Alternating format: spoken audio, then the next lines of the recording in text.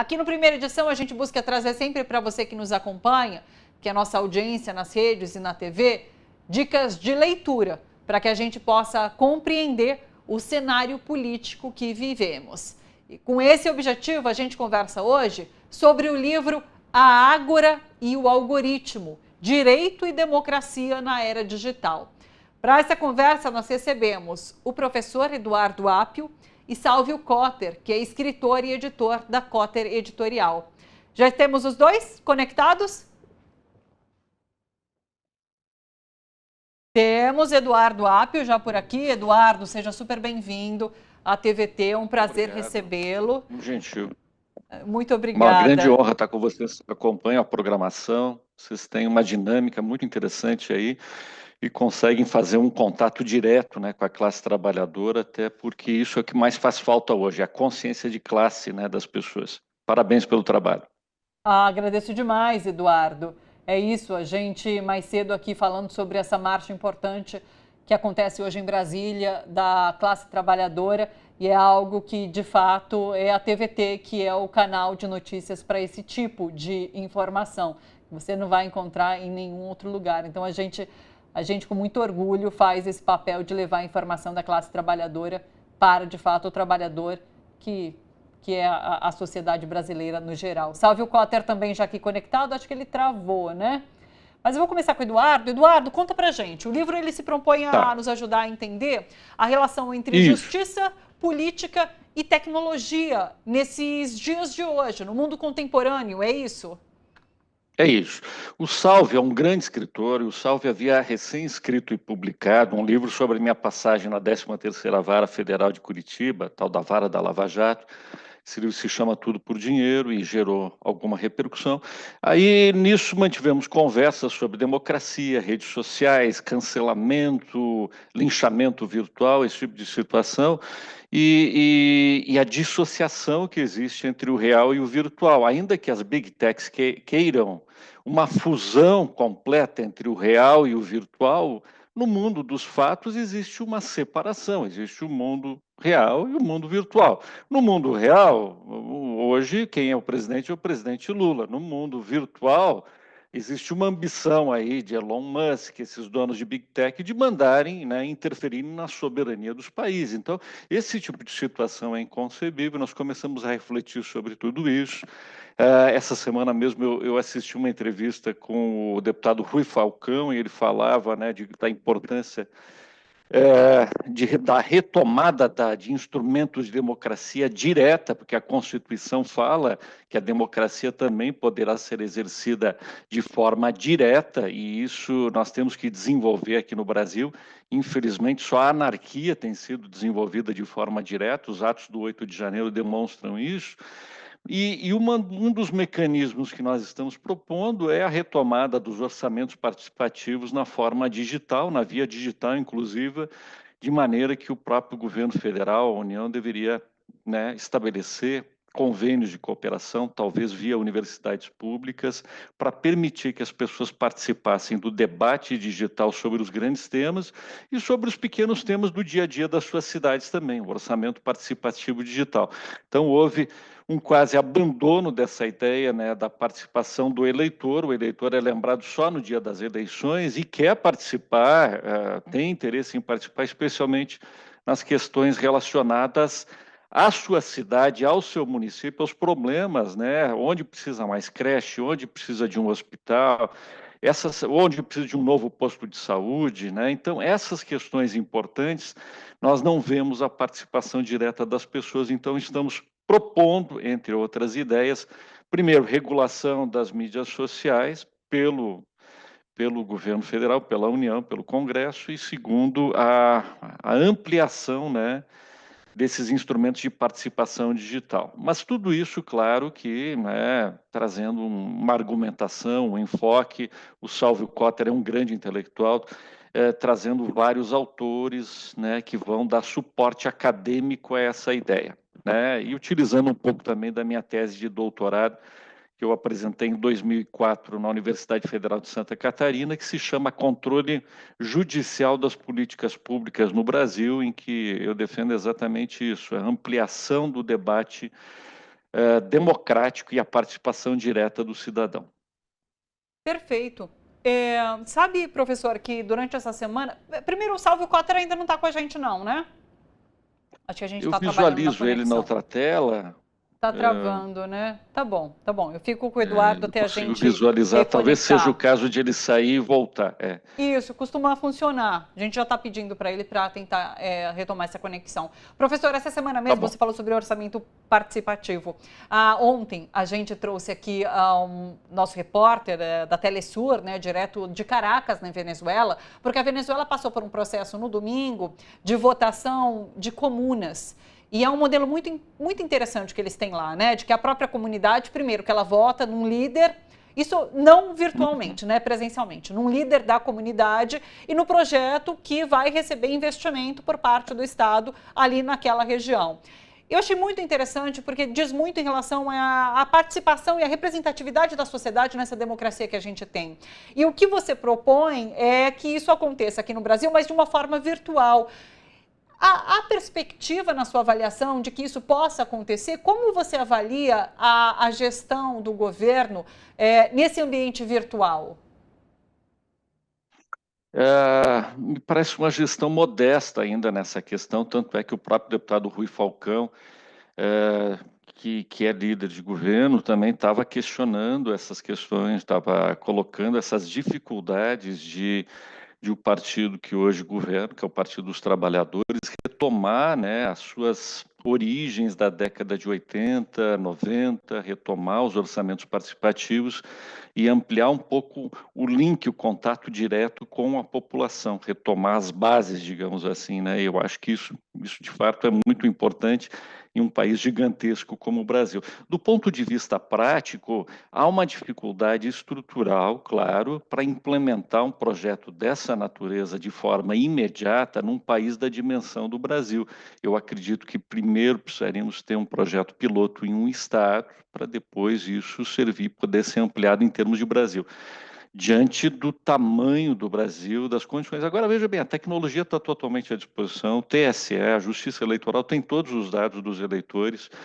Haveria uma forma de fazer uma certificação, alguma maneira de fato, checar se aquele voto é um voto legítimo, né? Hoje, a imensa maioria das pessoas tem celular, tem contato de WhatsApp, pode certificar o seu voto. Então, as condições nós temos. Agora, claro que não dá para partir do 0 para o 100, né, em poucos segundos. Nós precisamos ter um projeto em um estado e aí depois ampliar isso em termos de Brasil. Porque o Brasil é gigantesco. Tudo que é pensado para o Brasil, imagina, nós somos a superpotência do Sul, né, não tem... É muito difícil você conseguir coordenar, né? Nós estamos vendo a dificuldade do próprio ministro Lewandowski em coordenar os sistemas de segurança dos estados. É uma tentativa que já foi feita no passado, ele está retomando isso, da coordenação, mostrar, né, que o governo federal pode ser o líder na questão de segurança pública. Então, essas assimetrias criam dificuldades, mas eu acredito que esse vai ser o único caminho, né? Vamos aproveitar a tecnologia que ela tem de bom e vamos filtrar no que ela tem de ruim. Eu acredito que a ideia de um homem, um voto, uma pessoa, um voto, ainda é uma ideia importante em termos de democracia representativa. Quando nós pensamos democracia, ela é de modelo representativo, nós elegemos as pessoas para que elas nos representem. Todavia, o controle dessa atividade diária é um controle ainda bastante tímido, bastante débil, porque as pessoas esquecem muito facilmente, né? O deputado, o senador vota mal, daí a 4 anos esquece, vem a propaganda política, hoje é tudo via redes sociais.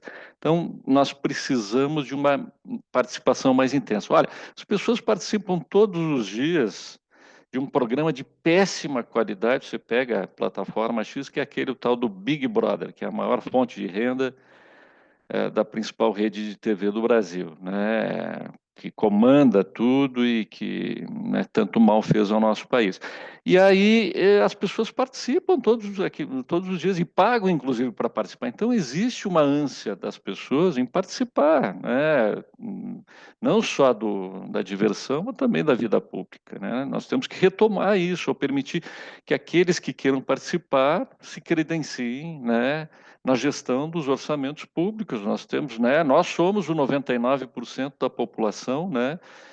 O Congresso Nacional representa, claro, evidente, mas eles não são, né? O Congresso Nacional, infelizmente, ele fica muito mais refém dos grupos econômicos, dos bancos, do sistema bancário, né? Do que propriamente da vontade da população. Não fosse isso, não estaríamos hoje todos pagando juros altos no Brasil. Salve o Cotter, agora conectado, seja bem-vindo, boa tarde para você. O Eduardo trouxe aqui para a gente uma forma, eu acho sempre interessante quando a gente consegue colocar formas muito positivas de fazer o uso da internet no geral, do mundo digital, porque geralmente a gente tece muitas críticas em relação a como esse mundo digital funciona atualmente, né? Eu queria te ouvir a respeito disso, porque a democracia corre riscos no mundo digital. A gente vive numa era de fake news, de muitos, de um domínio dos algoritmos e da forma como eles têm funcionado. Como que você vê, Salvio, essa questão dos riscos, de fato, da democracia nas redes e como enfrentar isso? Seria através da regulação das redes aqui no Brasil, por exemplo? Eu acho que está travando demais. Né, pessoal? Tá mudo, Não né? consigo, Sálvio. Eu vou destinar o Tá me questionamento ao ouvindo? Eduardo. Agora, Eu agora te abriu o ouço, mas áudio. tem picotado. Vamos tentar, Sálvio. Vamos ver, então. Então, muito importante o que o Dr. Apio falou, né? Porque as redes representam uma plataforma que poderia nos levar a uma hiperdemocracia, né? Ainda que esteja produzindo, na verdade, o seu oposto, que é uma hipodemocracia. A Ágora e o algoritmo, o título do livro se refere a essa questão. A Ágora, na Grécia Antiga, era uma plataforma, por assim dizer, uma praça, né, onde se realizava a democracia, se realizava a justiça, se realizava o comércio e, acima de tudo, a socialização, né, as discussões. Isso que a gente está fazendo aqui era feito na Ágora, né? E tudo isso que eu falei hoje é feito através de algoritmos, né? Então, é importante. A função principal do livro é discutir isso, não trazer necessariamente uma resposta, uma fórmula, né? Então, a gente avalia sobre vários aspectos, inclusive nos valendo dos grandes autores, especialmente do século XX, né? Mas também autores mais antigos, que já tratavam da questão da servidão voluntária, né? Que o povo se impõe, né? Então você viu, por exemplo, Thalita, os trabalhadores apoiando uma reforma trabalhista que lhe tirava os direitos, né? Você viu os trabalhadores apoiando uma reforma previdenciária que lhe tirava a aposentadoria. Então, tudo isso é feito através desses algoritmos, né? E então é importante que a gente discuta, em primeiro lugar, no sentido de entendê-los, né? Na primeira parte do livro, a gente inclusive analisa sobre várias disciplinas, vamos dizer assim, do ponto de vista da filosofia, do ponto de vista da sociologia, do ponto de vista do direito e do ponto de vista da política, por fim, né? Então, nessa primeira parte da primeira sessão, a gente vai dizer assim, olha, o mundo está digital, o real agora é o digital, o material é o etéreo, né? Mas o livro, ele parte exatamente dessas contradições, dizendo já na segunda parte que as redes não produzem necessariamente materiais, elas reproduzem o que a mídia hegemônica pauta, né? Nós todos vamos para as redes para comentar o que saiu no UOL, o que saiu no G1, né? Nesse sentido, a gente precisa entender também que os algoritmos, eles estão a serviço de alguém. No caso aqui, a grande mídia hoje, ela é muito mais potente. Hoje, a Folha de São Paulo vendendo 30 mil jornais no domingo, é muito mais poderosa do que quando ela vendia 1,5 milhão de exemplares. Porque a gente faz o trabalho gratuito, Thalita. A gente vai lá na rede e replica. Mesmo quando a gente está contraditando, a gente está sendo pautado por eles, né? E na sequência a gente vai trazer uma nova tese, essa totalmente do Apio, que é o seguinte, que apesar do mundo, da gente estar vivendo esse mundo digital, existe sim um mundo real. Nós temos fome, nós temos sede, nós precisamos dormir, nós precisamos das pessoas, né? E o mundo real existe e está aí. Então, por exemplo, no caso do direito, né, você tem os linchamentos virtuais, eles acontecem e eles podem te deixar destruída, com a alma destruída, né? Agora, materialmente não vai acontecer nada com você, né? Agora, já existem os tribunais, e se os tribunais te condenarem, é diferente, né? Então, a gente procura analisar sobre vários aspectos o mesmo fenômeno, né? Para fazer essa reflexão, trazer o leitor para a reflexão. Eu diria que talvez o livro seja assim uma maneira, talvez um dos livros mais acessíveis de acessar a teoria, tá? É um livro de teoria, né? Não é um livro assim que vai discutir tão diretamente a situação atual, como que a gente está, como que a gente faz. Mas toda a teoria a esse, toda não, mas enfim, a principal teoria a esse respeito, são vários autores que são mobilizados, inclusive, por exemplo, o penúltimo autor, que é o Guy Debord, a gente vai analisar a sociedade do espetáculo, né, que é uma coisa que é um livro dos anos 60, que nunca teve tão atual, né? A sociedade do espetáculo hoje se diluiu, nós todos temos pelo menos digamos assim, a ilusão, né, de que podemos ser famosos por 15 minutos, como previu lá o Guy Debord, né?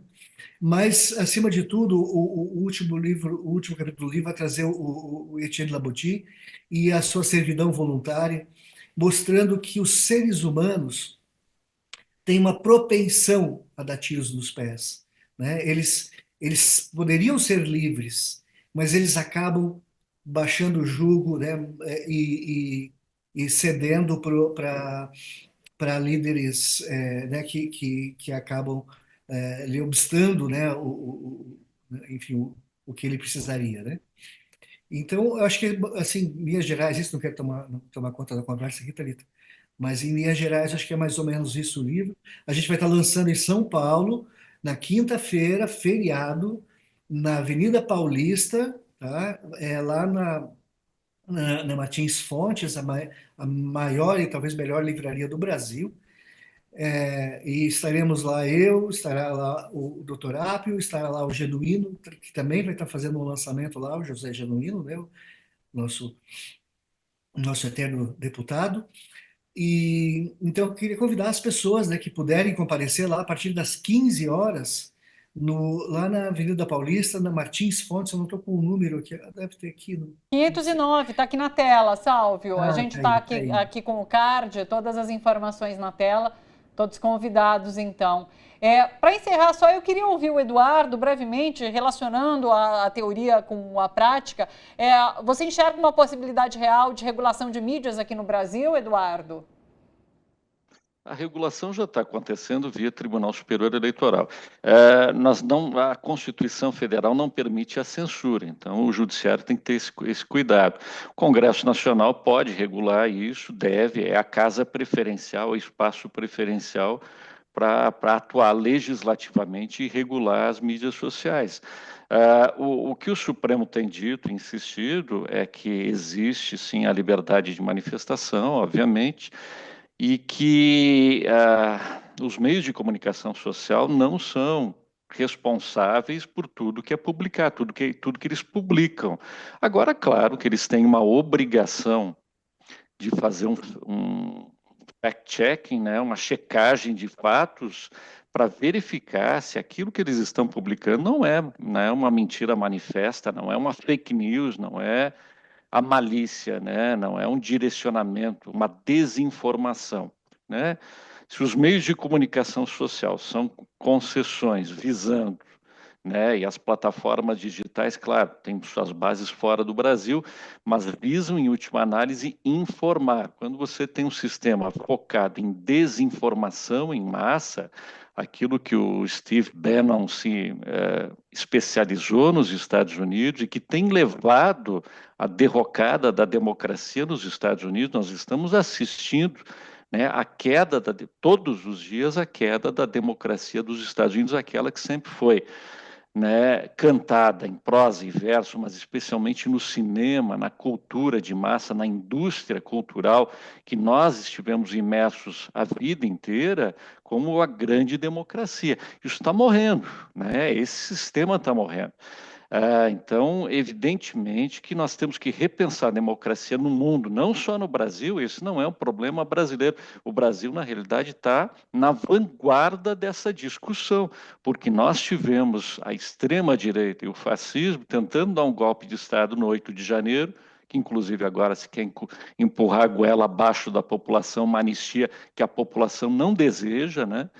E o fato é esse, o TSE, as instâncias do judiciário, especialmente o ministro Alexandre de Moraes, teve que se debater com essa questão, né? Teve que tratar dessa questão e fazer uma regulação, porque aqui no Brasil o TSE exerce também funções legislativas, normativas a cada eleição. Eles editam resoluções do TSE para regular as eleições e acabaram regulando a questão de fake news nas últimas eleições, que já é um problema antigo aqui no Brasil, não é a primeira eleição que isso acontece. Então, esse é um problema mundial, é como manter, como restaurar, repaginar a democracia no mundo, né? Nós propomos a hiperdemocracia via digital, essa é uma das propostas teóricas do livro, e claro que o Congresso Nacional vai ter que regular isso em algum momento para respaldar a nossa soberania brasileira, porque não é pelo fato de uma empresa estar sediada no exterior, mas que está ingressando com conteúdo e produzindo resultados e danos no nosso, né, no nosso território nacional, que nós não vamos regular, né? Então, cada vez que o Elon Musk lança um míssil virtual lá dos Estados Unidos que cai e causa um dano imenso às instituições aqui no Brasil, como é que nós não vamos regular se o dano acontece aqui? Né? Então, se substituíram aí armas, né, de longo alcance pelos tweets, pelos comentários na internet, que visam, acima de tudo isso, primeiro, retirar a consciência da classe trabalhadora, é aquilo que o Sálvio falou, é ver o trabalhador endossando reforma da Previdência e reforma trabalhista. Isso não tem sentido, veja bem, né? As pessoas têm que ter essa consciência de que pertencem à classe trabalhadora, inclusive os juízes e promotores. Segundo, né, aceitar uma crítica desonesta às nossas instituições, inclusive ao Supremo Tribunal Federal, que tem feito um papel muito importante em preservar o que restou da democracia no Brasil. E a coragem, por exemplo, de ministros como o ministro Alexandre de Moraes, ministro Toffoli, que têm sido resistentes aos ataques ao Supremo Tribunal Federal, que, repito, continuam todos os dias. Se pegarmos as redes sociais, os ataques eles não pararam no 8 de janeiro, eles continuam acontecendo e são os mesmos personagens que atacam todos os dias as instituições. E isso tem que ser regulado. Perfeito. Sálvio Cotter, Eduardo Apio, muito obrigada pela presença de vocês por aqui. Um bom lançamento, quinta-feira, dia 1º, pessoal, às 3 horas da tarde, na Avenida Paulista, na Martins Fontes. Bom lançamento para vocês. Obrigado novamente, um abraço e até uma próxima.